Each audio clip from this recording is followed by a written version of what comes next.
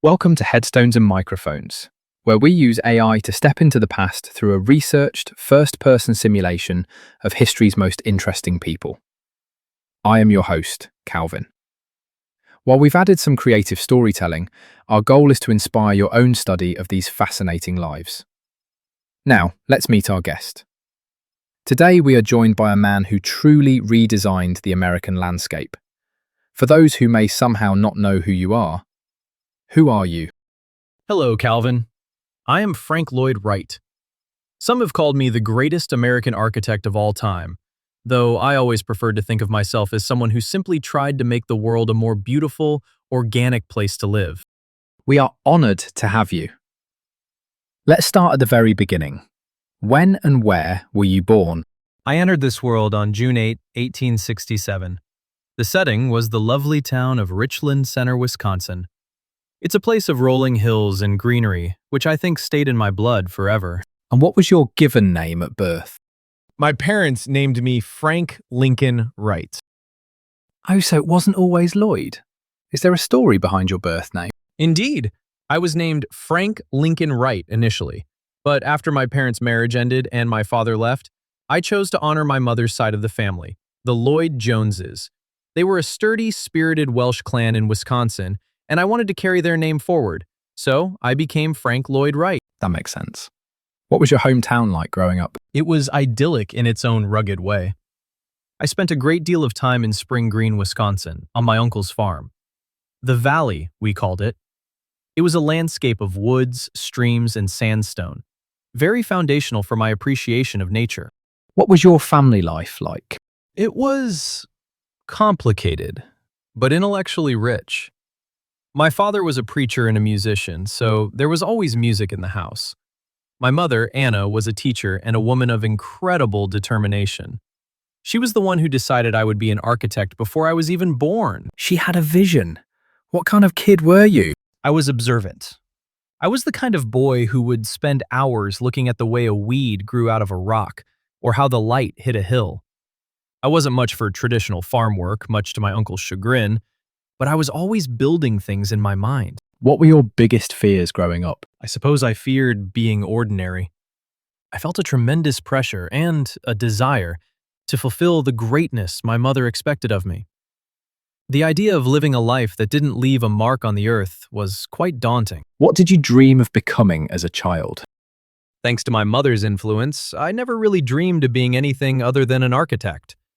She gave me Freuble gifts, educational blocks, when I was young. I played with those maple wood blocks incessantly. They taught me the geometry of the world. Those blocks clearly paid off. What were some of your favorite activities in school? I enjoyed anything that allowed me to draw or explore spatial relationships. I attended the University of Wisconsin for a bit to study civil engineering, though I never stayed to finish. The real schooling for me was in the drafting room. What was your first job? My first real foray into the professional world was working for an architect named Joseph Lyman Silsby in Chicago. I helped design a chapel for my family's valley. It was a start, but I knew I wanted more. Was there a moment where you realized you were different from everyone else? It was during my time in Chicago, working for Louis Sullivan, my Liebermeister. I realized that while everyone else was busy copying old European styles, columns and gargoyles, I wanted to create something uniquely American. I saw the prairie and thought, why aren't our houses hugging the ground like the land does? What's a decision that changed everything for you, but felt small at the time? Leaving Silsby to go work for Adler and Sullivan. It felt like just another job hunt at the time, but it placed me at the center of the architectural world and introduced me to Sullivan, who shaped my entire philosophy of form follows function. What was your biggest break? Winning the commission for the Winslow House in 1893. It was my first independent project after leaving Sullivan. It was so different from the neighbors' houses. It was horizontal, simple, and elegant. People would literally stop their carriages to stare at it. What were your biggest struggles before success? Finances. I've always had a taste for the finer things. Beautiful rugs, Japanese prints, fast cars, long before I actually had the money to pay for them. I was often in debt, trying to maintain an image of success while I was still building it. Did you ever consider quitting? Never. Not once. Even when the world seemed to turn against me, or when commissions dried up, I knew my ideas were right. I had a certain healthy self-confidence, you might say. Were there any specific daily habits or routines that you feel are essential to your success? I rose early. I found the morning light to be the most honest. I would also take long walks in nature. You cannot design a building for the earth if you don't spend time standing on it. And of course, I worked constantly. I didn't believe in time off from a calling. What job would you have had if fame never happened? I imagine I would have been a musician or perhaps a landscape gardener, anything that involved harmony and the arrangement of beautiful elements. What was your life like before fame? It was a period of intense learning and quiet observation. I was a young man in a booming Chicago, soaking up the energy of a city that was rebuilding itself after the Great Fire. It was an exciting, anonymous time. How did relationships change after success? Success makes people want a piece of you, doesn't it? It brought many admirers, but also many critics. My personal life was often in the papers, which was quite a strain. I found that as I became more famous, I retreated more into my fellowships at Taliesin. Did fame bring happiness? It brought opportunity.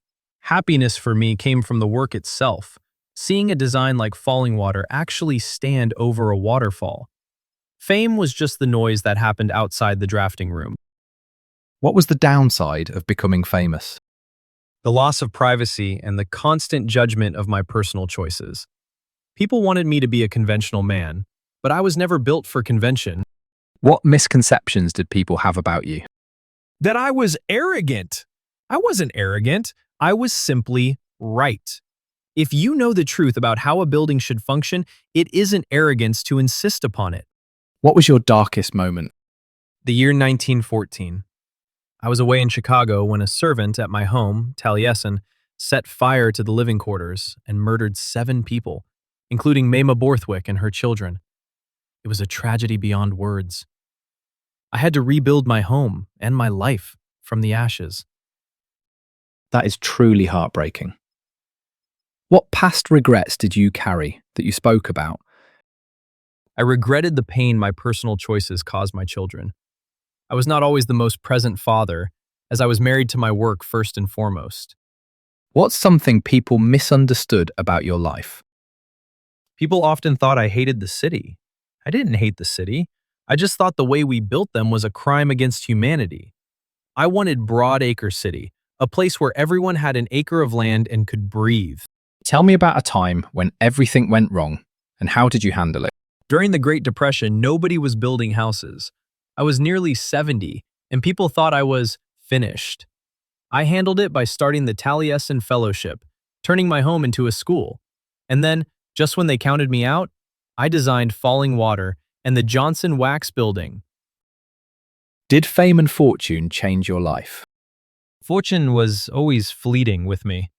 I spent it as fast as I made it. But fame allowed me to build the Guggenheim Museum in New York, a project I fought for years to see realized. What personal battles were you fighting privately? The battle against age and the fear that I would run out of time before I could finish my Usonian vision for affordable, beautiful homes for every American. Who had the biggest influence on your life? My mother for giving me the vision, and Louis Sullivan for giving me the tools. What was life like in your final years? Busy. I was as active in my 80s and 90s as I was in my 30s. I was constantly traveling between Taliesin in Wisconsin and Taliesin West in Arizona. I was a starchitect before the word existed. What were you working on in your career before you passed away? I was overseeing the construction of the Solomon R. Guggenheim Museum. It was my great spirit in concrete. I also had designs for a mile-high skyscraper. I never stopped dreaming big. When and where and how did you pass away, and how old were you? I passed away on April 9th, 1959, in Phoenix, Arizona. I was 91 years old. I had undergone surgery for intestinal issues and simply didn't wake up. What's a random fact about you most people have never heard? I designed a doghouse once. A young boy wrote to me asking for a house for his Labrador, Eddie. I sent him the blueprints for Eddie's house. It followed the same principles as my larger homes. That is amazing. What's the craziest rumor ever told about you? That I used to design roofs that leaked on purpose to quote-unquote connect people with nature. Now, my roofs did sometimes leak. I was pushing the limits of materials. But it certainly wasn't on purpose. I once told a client who complained of water dripping on his head during dinner to move his chair. Classic. What was your most unique habit? I always wore a cape and carried a cane. It wasn't just for show, well, maybe a little, but it made me feel like the conductor of a great architectural orchestra. What was your favorite food? I loved a good Welsh rarebit, a nod to my heritage, and I was very fond of fresh vegetables from the gardens at Taliesin. Did you have a favorite restaurant? I preferred dining in the beautiful rooms I designed, but in New York, I enjoyed the Plaza Hotel. What was your favorite book? Leaves of Grass by Walt Whitman. He understood the American spirit and the beauty of the blade of grass better than anyone. Did you have any known rivalries? Oh, I had plenty. I wasn't particularly fond of the international style architects like Le Corbusier. I thought their buildings looked like boxes on stilts. I called them machines for living, whereas I wanted homes for living. Tell us a story nobody talks about. I once stayed up all night to draw the entire set of plans for Falling Water in just a few hours. The client, Mr. Kaufman, called to say he was driving up to see the progress, and I hadn't put a single line on paper yet. I told him, "Come along, EJ, we're ready for you." By the time he arrived, the masterpiece was finished. That is incredible pressure. What's your funniest behind-the-scenes moment? Watching my apprentices at Taliesin try to follow my fashion sense. I once insisted they all wear certain colors to harmonize with the landscape. Seeing 20 young men trying to look organic while digging ditches was quite a sight. Did you ever prank someone? I suppose my pranks were more in the form of my sharp tongue. I once walked into a famous hotel, looked around, and told the owner it was a very nice morgue. What was the most outlandish purchase you made? My fleet of yellow cars! I had a penchant for expensive automobiles and had them all painted a specific shade of Cherokee red or bright yellow so everyone knew I was coming. What advice would you give people chasing success? Believe in your own vision, even when nobody else does. Nature is the best teacher. Look at the trees, the rocks, the shells, and never, ever settle for a box. Frank, do you have any closing remarks about the interview or the stories you shared that you would like to share with the listeners before signing off? Only that it has been a joy to revisit these memories. Architecture is the mother of all arts. It gives a soul to a civilization. I hope your listeners look at the buildings around them a little differently today. Thank you for inviting me to your microphone, Calvin. It was a pleasure. Thank you so much for being here, Mr. Wright.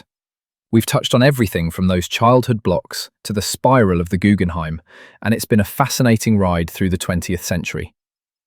And that wraps up another conversation from Beyond the Grave. Thanks for joining us on the Headstones and Microphones podcast. Remember, legends may die, but their stories never do. Please help spread the word by sharing and following the pod.